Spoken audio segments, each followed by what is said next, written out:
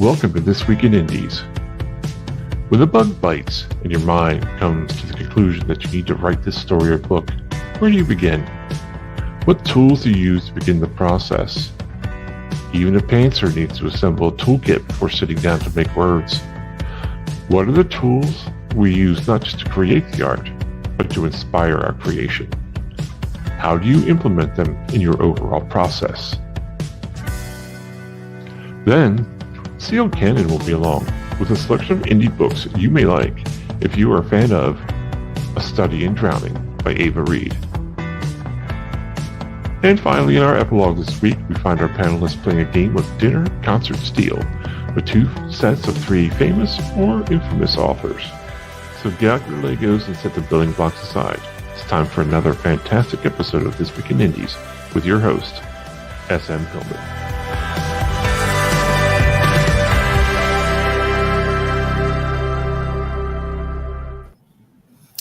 Welcome to This Week in Indies, everybody. I'm your host, S.M. Hillman.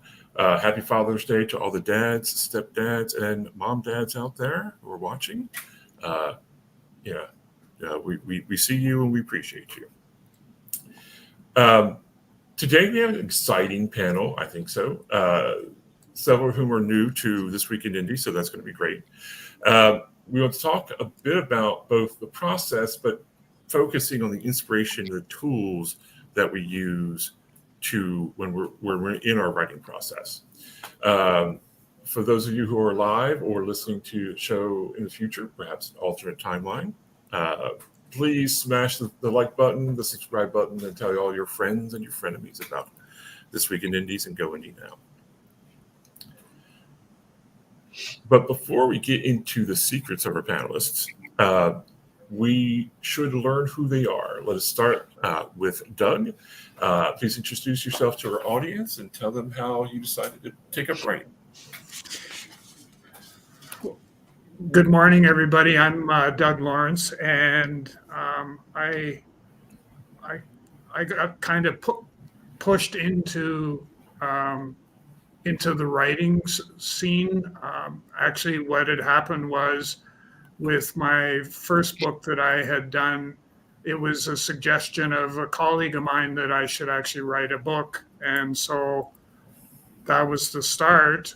And the second book was much the same, where I was asked you should write a book about this. And that was You Are Not Alone, which was a combination of mentoring and mental health. And that one seemed to take off, had more traction in that. So that's a little bit about me as far as how I got started, and I'll share some more later on in the show. Thank you, Doug. Katie? Good morning. Happy Father's Day. My name is Katie Engelhardt. I'm the author of urban fantasy series, The Scottish Scrolls. The first two books are out, The Wise One and The Twin Flame. I guess I got into writing from when I was in elementary school, but more professionally, I kept pursuing it in my education. So I went on to get a journalism degree, a professional writing minor. I got a script writing certificate, and then I got a master's in creative writing. I just wanted to kind of explore all the avenues, but I guess I always knew I was a storyteller. So in my creative writing master's, I declared my first book my thesis, because the idea was just kind of not leaving my brain. So I wanted to explore it, and that's how I first published my book. Excellent. Thank you so much. Tiffany? I am Tiffany Vega. I am a multi-genre writer. I have 5 books out currently, from psychological thriller to romantasy. And I got started probably when I was in elementary school. Started with like comic book scripting, and then just moved naturally over to writing books at a very young age. Awesome. Thank you so much. Give a shout out to A.F. Stewart. Hi, A.F. And Bob Possum Magoo, Tales by Bob. Hey, Bob, how you doing? Happy Father's Day to you too. Happy Dad's Day, as it were. Okay, so let's go ahead and dive into this subject. We have a really great mix of writers here. I want to start off by talking about your basic approach to writing. Are you a plotter, someone who plans out everything, and this might, genre might, or what you're writing, fiction or nonfiction, might determine this as well? Are you the pantser, like I am most of the time, just sort of like, oh my gosh, here's a word I'm going to do, or actually for me, it's mostly here's a cool title for a story. I think I'll write that. Or are you someone in between, or not any of those? We'll go ahead and start with Doug. Just tell us about the very beginning of your writing process. When you're just like, oh, here's an idea for a book. How does that come to you? So the very first, the gift of mentoring was my first journey into the field of writing, and it came to be actually a colleague of mine and ended up basically saying to me, you've written all these blog articles, why don't you take all these blog articles and turn them into a book? And so I worked with a ghostwriter to make that happen, and that was sort of the start of my experience with writing. I thought it might make the second book easier to do, but it didn't. It was still the challenge that I needed to deal with. So that's kind of how I got started. So what got you into blogging in the first place? What sort of inspired you to put up blog posts? It was, most of my blogs were mentoring related. So I'm an international certified mentor, and so I've done lots of mentoring. I think I've logged over 3,400 hours of mentoring. So I had all this content that was done through writing blog articles, what is mentoring and all that sort of stuff. And so it was actually a little bit easier than what I went through with my second book, in that the ghostwriter helped a great deal and seemed to make the process a little bit more palatable, I guess, for lack of a better choice of words. Gotcha. All right. KT? So we're talking about what happens after the idea hits, right? But right now it's just, what happens right after the idea hits, correct? Yeah, because I'm still thinking about it. I think it varies depending on the idea. So sometimes it's like you said, it's like, oh, that would make a great title, and then the rest kind of happens. Other times I see a character. It happens a lot with that, actually. And I go from there. I often see the beginning and the end of the story before anything. So because I do that, I don't want to end up in like a soggy middle situation, which of course I've done before. So I try to outline very loosely because I know I won't stick with it. And I'm not very good at coming up with every single twist and plot point and character development and all that until I start writing. So it's the idea hits, whether it's the character or the title or the kind of the environment, or there's something special about it that makes it stick. And then it's the loose outline, and then it's like, let's start writing, and the rest unfolds. That's how I roll. And I'm a Microsoft Word person. Like, I'm very old school, so like it all happens on Microsoft Word. Yeah. So do you you talk about the loose outline. Do you do the outline of the same document that start writing, or is there separate documents? No, it's separate. It's a whole like, I think I have to separate it for my own visual aid and brain and process. Right. No, understood. And I'm just curious about this. Once you sort of gotten like many thousands of words in, do you rely on the outline a lot less, or do you find you touch base with the outline more, or more so in the middle, because I get a little lost. So that's when I refer to my initial ideas, and I'm like, yeah, wait, I'm supposed to do that, and that's going to be good. So yes, but I give myself a lot of freedom too. It's really hard to say. I think I was a lot looser with the outline in the first book. And then the second one, I stuck with it a little bit more because there were so many things I needed to tie together. So especially if you're writing a series, you're gonna want to write a lot of those like the nuggets you've left in the first book. Kind of, you want to make sure you're going back to them. So I would say, yeah, I stuck with it more in the second one. Gotcha. So, Tiffany? I usually come up with like the concept of the book, and then I have to have a title because I cannot, for some reason, write anything down until I have a title. And then I'm a pantser all the way. Like I can't outline. I always deviate so far away from the outline, and definitely a discovery writer. Like I cannot keep to an outline. My characters tell me what to do. Gotcha. So, with that in mind, so you have to have a title, but do you have to have a main character, or can you start writing without a protagonist? No, I usually come up with a concept first, like so character, what I plan on happening, and then a title. And that title helps me kind of stick with my original plan and not go off and make it a whole different story. Gotcha. Okay. No, that makes sense. So I think that's a good segue into a little bit what we really want to talk about is some of the tools that you use. Tools for inspiration, tools for, and not necessarily like Word, but do you rely heavy on the internet? Doug, you had your blogs. What tools do you use, not just to, maybe the way is to fine tune your inspiration, at least in the beginning of the work? Tiff, we'll go back to you if you would. Oh, Google's my best friend. And I think I always tell people if somebody looks at my Google search, I am probably really in trouble. Because I write a lot about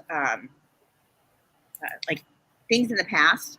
And so like I have Google searches about how God used to get high, how to like the body.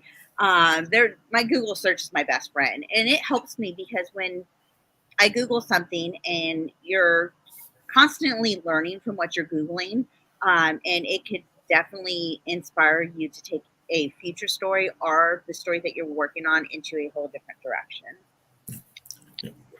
And do you ever find that it derails you at all using the Google search? Well, not if you use the right words. If you just put basic information, yeah, it's going to take you forever to find anything. But if you get very, use very good search words, you can find anything on Google. Okay. So paring down your search is a good idea then. Yes. Mm-hmm. Awesome. KT, what tools do you use? I love what you said, sorry, because like I feel like we'll all be convicted as writers if anyone saw our Google search. They're messy. Yes, Google, absolutely. I'm a big researcher too. A lot of my books are based on real places or across Ireland, the British Isles, and that sort of thing. So tools, I mean, yes. Besides the internet, I have a lot of books. So I have a stack usually next to me. Even if I don't open them in that writing session, it comforts me to have. I integrate folklore into like my magic system. So I like to be true to the culture, and like I'll kind of like turn a page and like just get into how it's being told by an Irish writer, for instance, like in this book published however many years ago. I'm also, I spoil myself a little bit. I travel. Like when I was writing the first book, I went to Ireland and Scotland. When I was writing the second one, I went back to Scotland. And just now starting the third in the winter, I went for like a lone writing retreat. I went to sit in an inn in Scotland for a week. Like it really inspires me to be in the place I'm writing about. I realize that's like not always feasible, but it's just because I have this weird need like I love the place so much, and I want to do it justice as I'm describing it, and it just helps to inspire me because sometimes I have trouble sitting and focusing at home, and I don't feel it anymore. Yeah, and it like takes a really long time to get back into my writing. Being there, if I can, is really really helpful and amazing. So curious. So as a fiction writer, you definitely use nonfiction to and historical and things like that to help inspire your writing.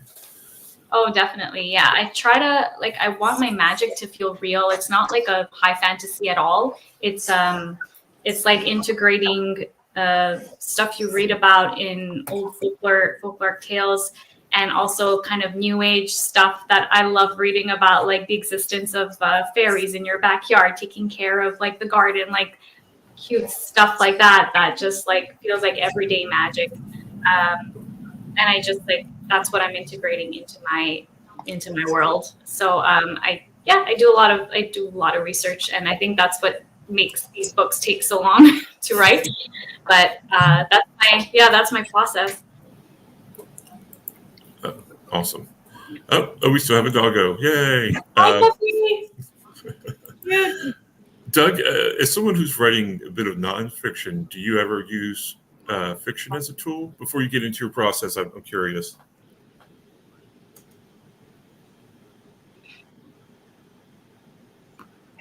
Not really. Not really.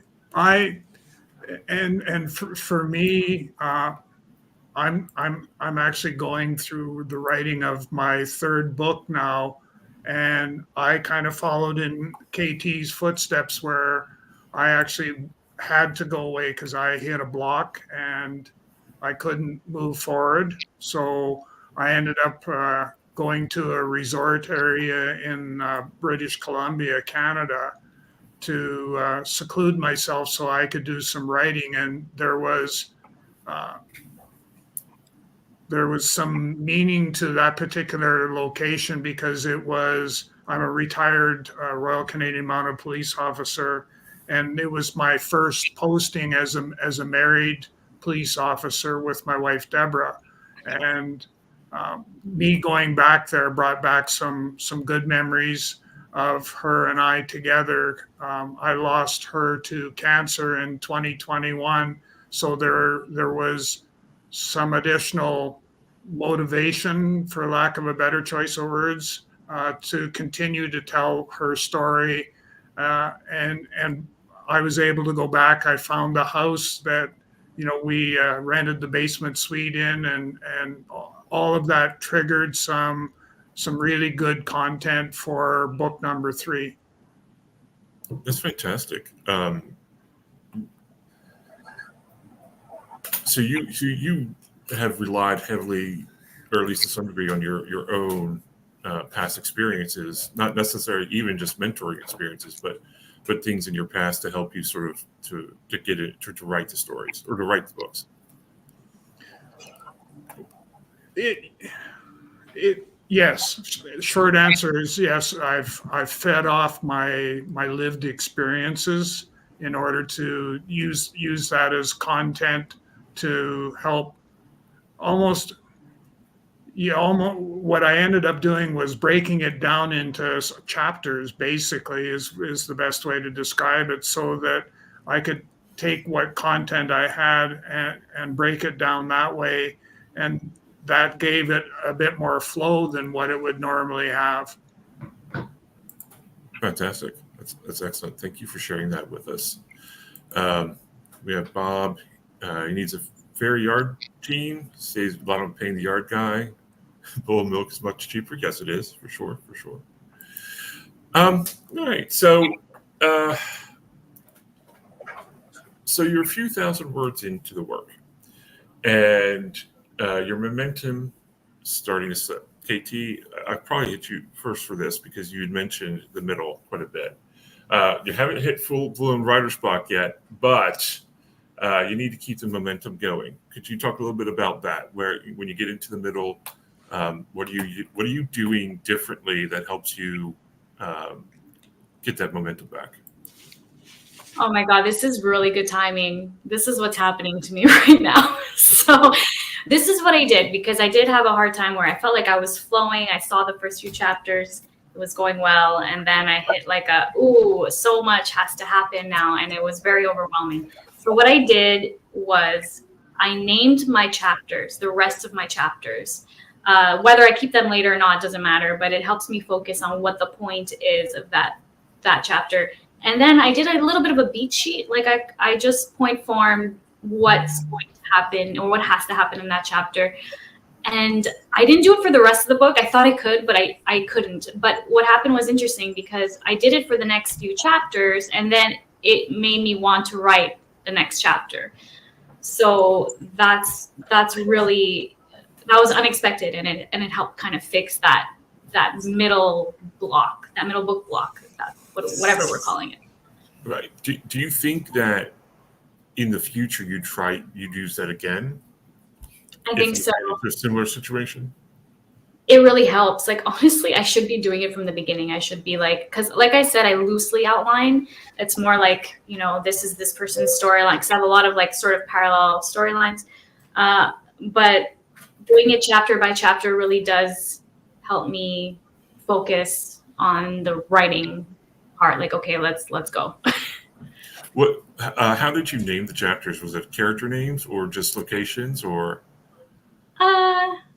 They're all different. No, like just the style of however I name my chapters, like the whatever pops is supposed to like kind of pop from that chapter. Okay. I think of Awesome. I can't even think of what my chapter names are right now. Sure. Okay. Doug, what about you? You get to the middle, you're having a little bit of a slump. I don't know, maybe you didn't have a slump in the middle, but what tools do you use to sort of get out of or keep the momentum going?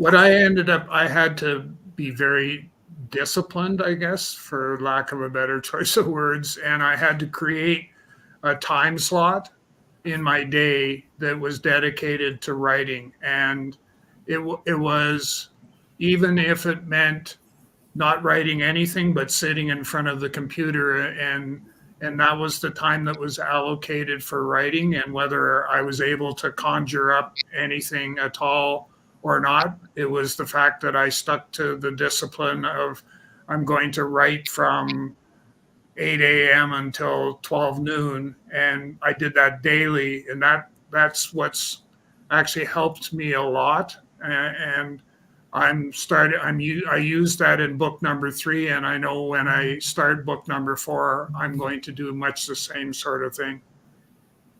Now, you talked about when you use a ghostwriter for book 1. Did the ghostwriter, like when you were putting things together, did they did they push you to like, hey, I need this, or how did that relationship help you all get through book 1? It was a struggle, and to be honest, and it could be personalities or not, but we didn't connect the way I had thought, and part of that could be the fact that it was my first experience with a ghostwriter, and I thought more should have happened than what did happen, and we made it through, because what it basically was the taking of the blog articles and kind of putting them into different categories, which eventually became chapters, which eventually became part of the whole book. And I don't think that for me that the use of a ghostwriter was of the value that I thought I was going to get. Now, and just a curiosity, did you and have you continued writing your blogs even while you were writing the books? Yeah. Does that ever help you? Does it like having trouble and you do your blog today, like, okay, now I've got something to work with, or? the blogs actually helped. I haven't done much blog article writing this last little while, just because I'm finding that I'm pouring everything heart and soul into the writing of book number three. Book number three, and it's taken more out of me than what I had originally planned. In fact, I had made a commitment to my publicist to write a book a year, and I'm now asking myself, who was the fool that made that commitment? Oh yeah, I think we've all kind of been there. Oh, thank you. Yeah, that's a great. That is a great. So that one. Okay.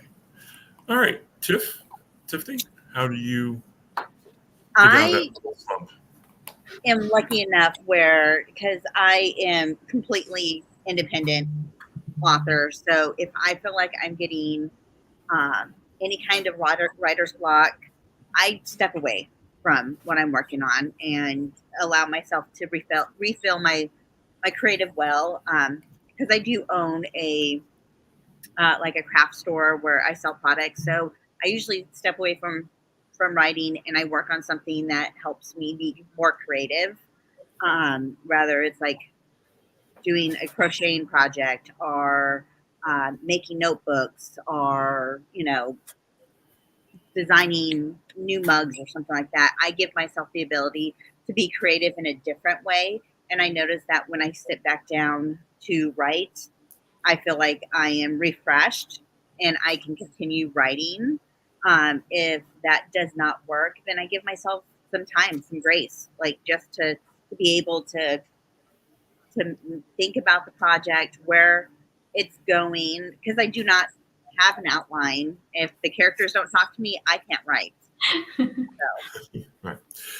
Does it ever go the other way? Do you ever find yourself finding inspiration, like you're trying to put some more crafts together or something and you just can't quite figure it out, but here you've written some stuff, or you're reading back through your own writing, like, oh, you know what, here's something I can do?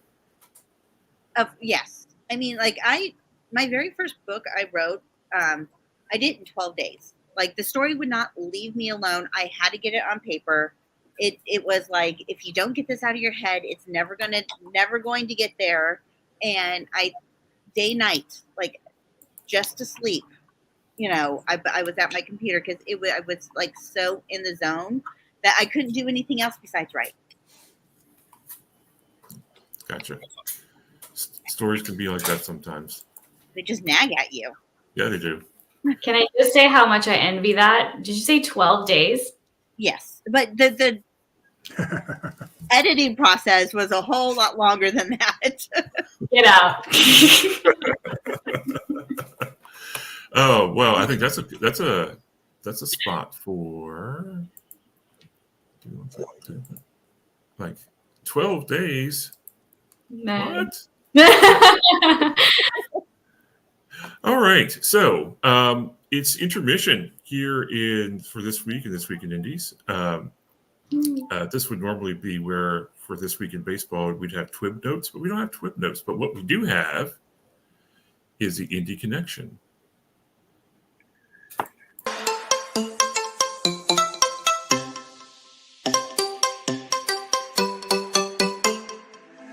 Hey guys, C.O. Cannon here from Fiction Atlas Press, bringing you another Indie Connection.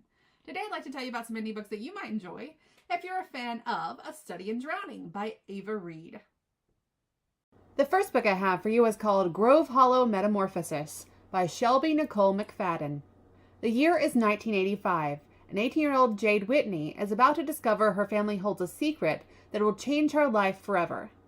Jade moves into her family's grand, gilded mansion with her great-aunt Ruth, where she begins to uncover the scandalous history of her affluent ancestors. As she adjusts to her new life and a new private school, Jade struggles to navigate the social hierarchy that divides her friends, the misfits, from the popular crowd of jocks and cheerleaders. When she meets the charming rugby captain Bradley Phillips, she experiences falling in love for the first time, or so she thinks. When Jade finds a cursed locket connected to a ghost named William, her life turns in an unexpected direction. While aiding Will in his quest to cross into the afterlife, Jade discovers a deep connection between them that goes far beyond what she could ever imagine. The second book I have for you is called Legend of the Wildlings by Brittany Brewer. This is the story of a girl with nothing left to lose, an island filled with magic and mystery, and the legend that could destroy it all. But what if that legend was wrong? At 15, Ember Lothbrok has spent half her life passing through the Galloway foster system, though strange occurrences seem to follow her around like a cloud of bad luck. Even if her guardians aren't completely put off by the rain clouds that form inside, or footstools that suddenly transform into pigs, her lavender eyes flecked with ash always seal her fate. Everything changes the day a mysterious new social worker appears for her next family transfer and whisks her across Loch Lurgan to Ellesmere, an island inhabited by the magic-blooded Northmen like her. After settling in with the Kits, her newest foster family, and starting school at Hykesham Academy of Myth and Magic, she allows herself to have hope for the first time in years. But if Ember is sure of anything, it's that a happy ending is not in the cards for her. Just as she's beginning to settle in, she unearths a prophecy promising death and destruction to the magical creatures and beings on the island. With her newfound friends and a boy with a secret, Ember must try to stop the dark forces threatening her found family and new home before it's too late. The third book I have for you is called Secrets of the Catalog by Amelia Spencer. A secret library in the heart of New York City. A catalog filled with books that are doorways to parallel universes. But the organization running the library has begun banning books and hunting down the authors. Are the banned books dangerous, or does the library have something to hide? Emerson Blackwell's world shattered the night her mother perished when their cottage in Maine burned to the ground. Unable to face her new reality, Emerson booked a one-way trip to New York City. For 8 years, she found solace in New York's bustling streets and tried to forget the trauma of her past. But it all comes rushing back when she discovers a hidden library deep within the heart of the city. Guided by the cryptic librarian Ezekiel Glassberg, Emerson discovers that the books from the library are not ordinary reading material. They are portals to parallel universes, and the library's catalog allows readers to physically enter its books. Inside one of the books, Emerson encounters her mother, Iris, and learns that she didn't die in that fire 8 long years ago. Iris reveals that the catalog is governed by the Central Library, which has been pursuing her for publishing supposedly dangerous and unsanctioned books. Emerson finds herself thrown into an adventure where the books she reads often become too real for comfort, and she is forced to confront her tragic past. Along the way, she rekindles a romance with her first love, who reveals that he is working with Emerson's mother against the Central Library. However, tensions rise when Emerson finds herself drawn to the son of the Central Library's head librarian. It's up to Emerson to determine whether her mother is a villain pushing dangerous books into the catalog, or whether the Central Library has something to hide. And the last book I have for you is called The Ward Witch by Sarah Painter. Mysterious, magical, and a little bit deadly. Welcome to Unholy Island. Esme Gray runs the guest house and tends the ethereal wards that protect the island. She's sheltering from a terrible past and will do anything to stay safely hidden. Luke Taylor has been searching for his missing twin for months, but has begun to believe that his brother might be dead. With his hope in tatters, a tip-off leads him to a remote tidal island in the North Sea. It's further out than the famous Holy Island and far stranger. Visitors shouldn't be able to stay for more than 2 nights, so when Luke breaks this rule, the close-knit community is sent into turmoil. The residents of Unholy Island have secrets, and they intend to keep them. When Luke stumbles across one of the islanders dead on the shore, he finds himself under suspicion, made worse by his own troubles washing up on the tide. Esme is drawn to Luke, but she doesn't trust her own instincts. That's not ideal for a witch, especially when there is a killer on the loose and a storm rolling in. Okay, that's all for me this week. I'll see you next week on Indie Connection. Bye.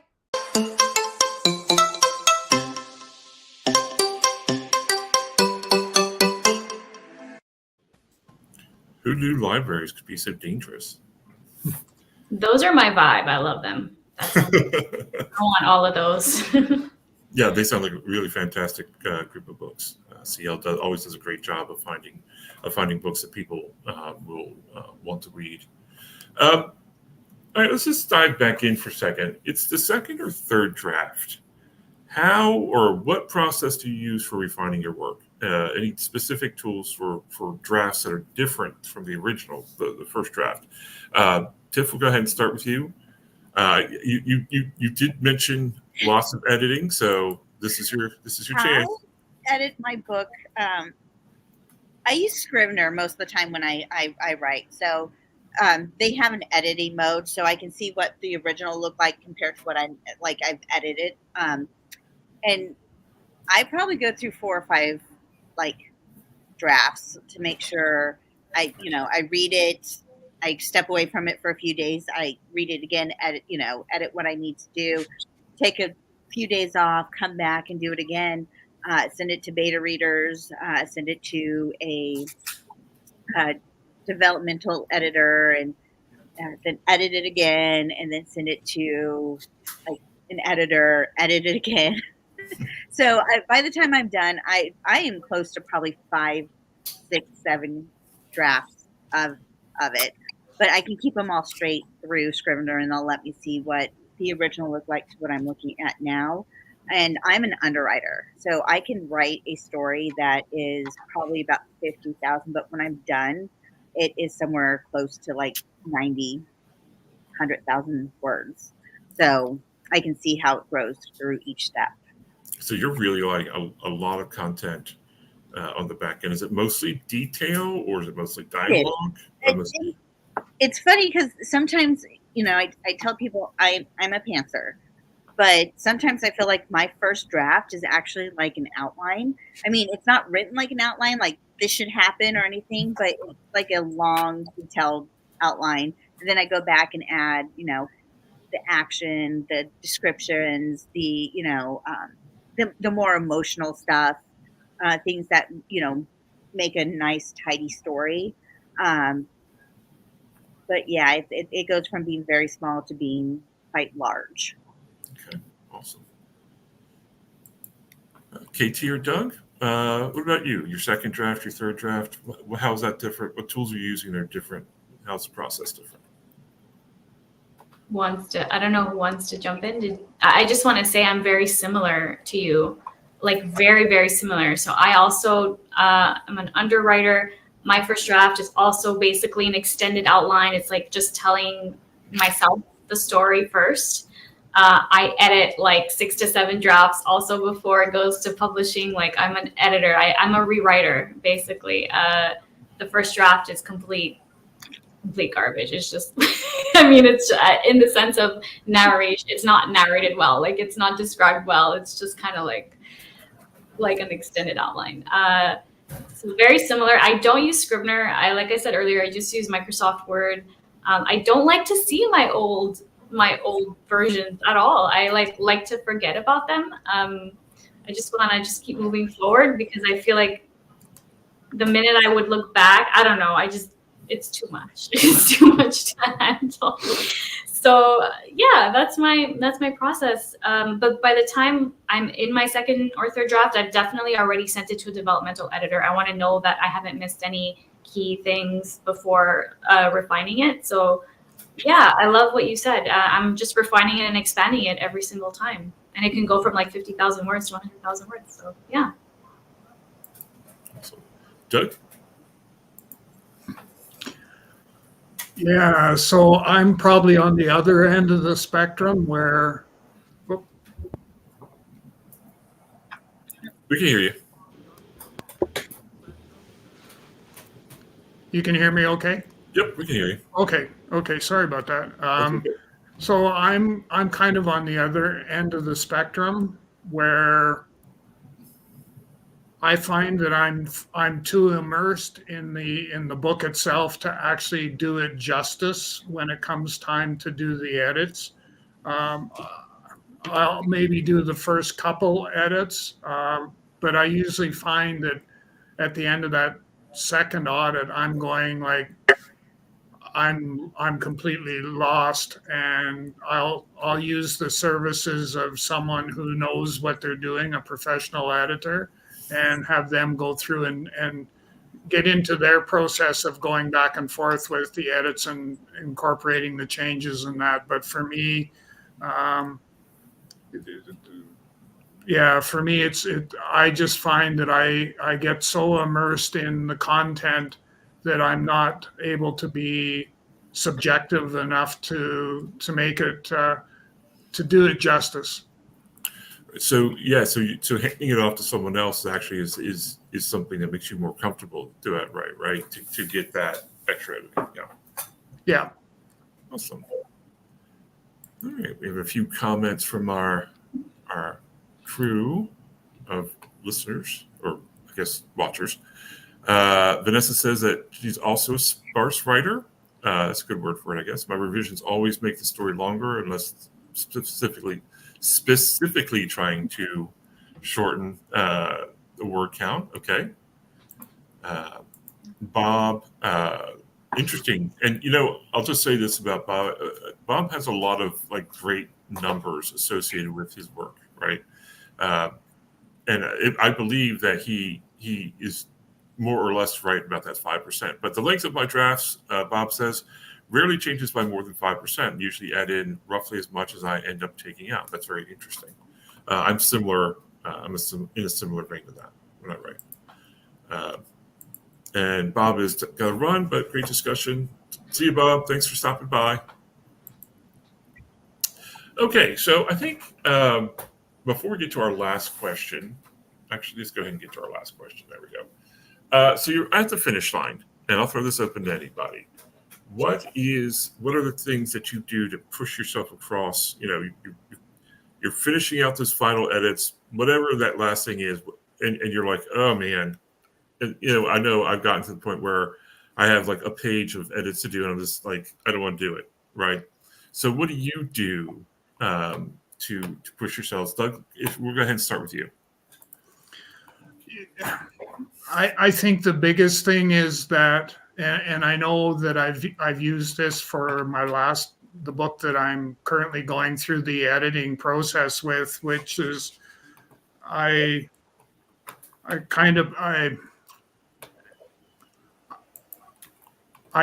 hear my wife's voice. I hear Deborah's voice saying, you've come this far, you need to go the rest of the distance. And I feed off of that and use that as the motivation or the criteria for me to move forward. So that's, for me, that works. It may not work for everybody. Gotcha. So you're using your muse to kind of help you finish scripts. That's really beautiful. Thank you. KT? That's awesome. Well, what I did for the second one was, so the first time I had a thesis deadline, so it made it easy. The second time I gave myself a pre-order deadline, and I'm never doing that again because that really was not for me. It was too nerve-wracking. So I have to say, besides those hard deadlines, because that does help me, it is the people around me too, I have to say, that just kind of help me close everything up. And I'll make my husband or my mom read my final draft, and then when we're all kind of satisfied, I will send it to my proofreader. And yeah, I think it really does come down to those around you who are cheering you on. Yeah. So you have a strong group of people who want to read what you're writing around. Yeah, absolutely. And this is post beta readers, post self-editing, post professional editing, all that. The very, very last straw where you're struggling and you still don't know if you're satisfied. Sometimes it's like, okay, I'm no longer able to judge this. So right. Gotta let it go. Good. Awesome. Tiff? So I am very fortunate because I've been part of Go Indie Now for a long time. I'm part of the writing group, the writing trope, and I've met a lot of really great people that have helped me become accountability partners and stuff that I work with. So I always give them a deadline, I want to be done with this, and they're very motivating to help me get it done. But also I like to treat myself, so I'll buy a pretty expensive bottle of wine, and once I'm done I can have a glass of that very expensive wine, and or something, oh, you get to buy new bed sheets. Yes, I'm that old. It makes me happy that I get new bed sheets if I finish this book, and just something like that. But having accountability with fellow writers actually helped me a whole lot, and it just gives me motivation to not let myself down, but not let them down of them thinking I can do it. So. Gotcha. So yeah, you really rely on a lot of personal motivations, really, to kind of to help you get through. Okay. Yeah, I'm very self-centered. I like to make myself happy. I like that. I love the bottle of wine reward. I think that's great. Yeah. All right. So now let's go ahead and this is never smooth. It's never smooth, Sean, but here we go. Let's get into our epilogue. Woo, epilogue. Time for epilogue. We need epilogue music. Joe, we'll need epilogue music. So this week, you know what? I should have done graphics too. But for this week, again, we're going to be playing Dinner, Concert, or Steal with two groups of three authors. And just to explain a little bit, dinner is someone you'd want to have a dinner conversation with, like Dinner with Andre kind of thing, where you just talk about writing and things like that, or whatever. Concert, someone you'd want to go to concert with. You don't necessarily want to have an in-depth conversation while the music's blaring, but you want to go to a concert with this person. And that could be an orchestral concert, or that can be Duran Duran and Stevie Nicks, or Metallica, or bands that I like, not bands that you like. And steal, obviously, we're not plagiarizing, right? We're not stealing people's words, but what we are doing is taking their technique, taking a voice, taking something from their writing that we want to integrate into our own writing. So our first group is something of an eclectic group of anonymous, semi-anonymous people. Are they who they are? Is that their real name? Nobody really knows. So the group one is William Shakespeare, Homer, not Homer Simpson, the Greek Homer, and Chuck Tingle. And Doug, we'll go ahead and start with you. Oh. Dinner would be Homer. Steal would be Shakespeare.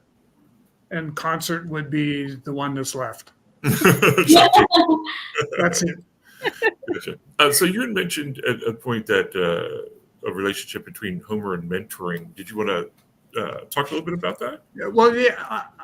So with Homer is part of the history of mentoring, and mentoring is what I do for a living and what really excites me. And I actually had no idea that Homer was an author, so that makes the connection with him just that much stronger. So he would definitely that would be somebody I'd want to connect with. Excellent. KT? I actually have the exact same response. And who wouldn't want to steal from Shakespeare? Like, okay. Awesome. Anything in particular you wanted to steal from Shakespeare, or just all of it? Oh, everything. I mean, so we studied him a lot in school, and we used to have a lot of creative writing projects, and I always tried to write like him, always. And it doesn't make sense how he's able to accomplish what he was able to accomplish in his stories, and how eloquent it sounds and how ridiculous it sounds at the same time. It just somehow is the perfect formula of all that. And I don't know, I just want those. I want the skills. I want the language skills. I want the sonnet writing skills. I want it all. Gotcha. Okay. Tiffany? I want to do Chuck Tingles for all three of them, but what I would probably do is Dinner with Homer, still Chuck Tingle because he's just funny. I would love to be that funny. And Concert with Shakespeare because I think he can get down, dance a little bit. So that's what I would do. Gotcha. Awesome. Excellent.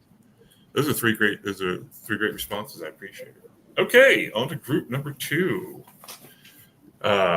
Group 2 of Dinner Concert Steel is Maya Angelou,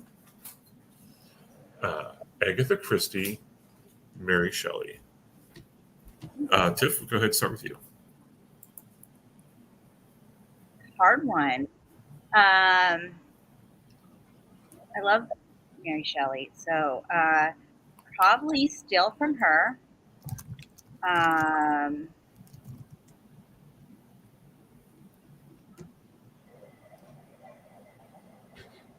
Probably Dinner with Agatha Christie. And who was the other one? Maya Angelou.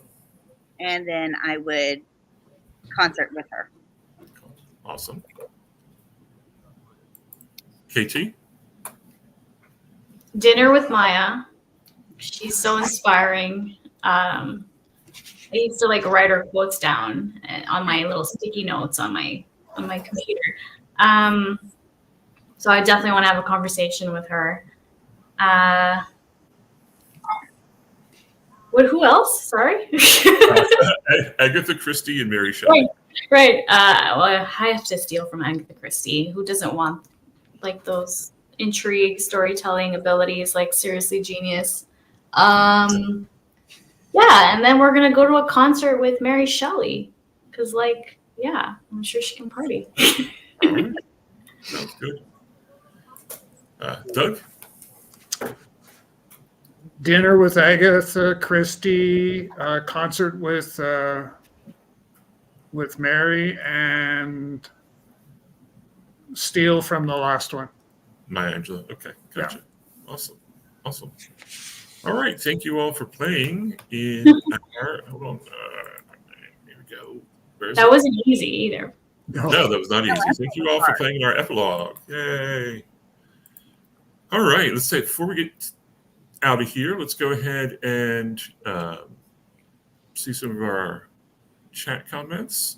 Josie noted I have one for for theme song for the epilogue. Yep. Vanessa would totally see. Yeah, I know. We really need to see Duran Duran together with Vanessa. And that's how we can do Atlanta. Would Chuck Tingle go to dinner? I would almost love to see him try. I would too. That'd be one reason to go to dinner with Chuck, right? To see him eat through that bag. Yes, Chuck Tingle at a Primus concert would be probably really good. Vanessa, and the second group's hard. Yep, yes they are. That's why Joe pays me the big bucks to come up with the films. And AF wants to steal from all the second group. Vanessa agrees. And gotcha. All right. So Vanessa agrees with KT. All right. Great minds. So before we get out of here, we have a few announcements for Go Indie Now. Bear with me while I navigate here. Let's see. Make sure I got the right one. Here, I'll just pop up. On Monday, that's next Monday. I think this is the one. Yes. So next Monday, Spotlight on Multiverse. We have author Janet Walden-West, and we have our track director of the Learn track, RJ Joseph. RJ is fantastic. I hope you're out there listening. You'll really enjoy that, I promise. And let's see what's next.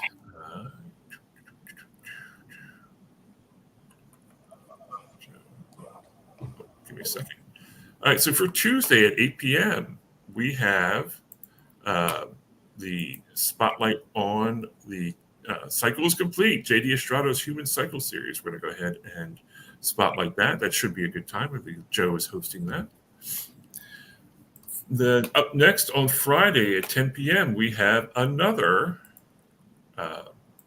Spotlight on Multiverse. We have the wonderful Paige L. Christie and the up-and-coming Ray Gwaltney. Ray, I apologize for that.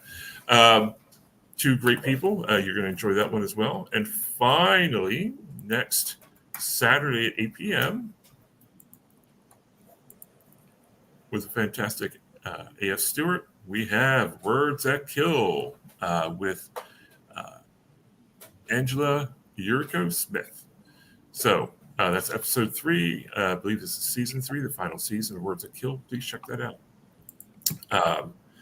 I will now, starting with Tiffany, go ahead and tell everybody where they can find you on the internet.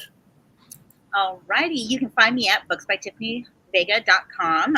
You can also find all my books available on Kindle Unlimited and get signed copies from my website. You can also check out moodalchemycrafts.com for any kind of handmade goods. Awesome. KT? I love that. I want to see your handmade goods. KTEngelhardt.com. You can sign up to my newsletter and get my books anywhere. You get your books online, whatever your favorite bookstore is, or Amazon, of course.